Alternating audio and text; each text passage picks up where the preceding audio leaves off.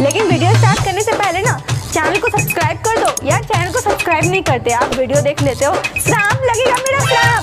Channel को subscribe करो अभी इसी वक्त, नहीं तो पक्का गर्लफ्रेंड नहीं पटेगी, सिंगल मरोगे तुम, सिंगल।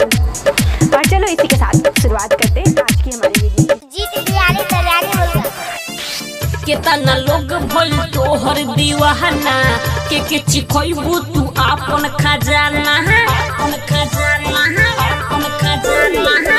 केतना लोग भइल तोहर दीवाना, के चिखइबू तू आपन खजाना।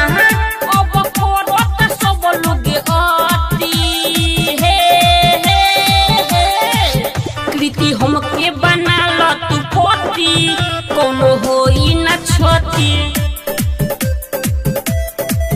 कृति हमके बनाल तू पति, कोनो होई न छती।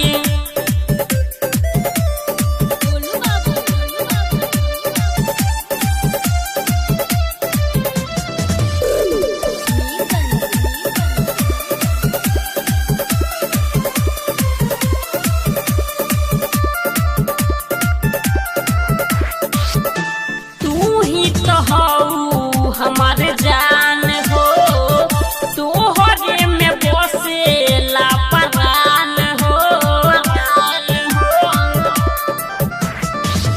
बोतिया तू मानो हेने आव हो, दिलवा के लाला सा पुराव हो।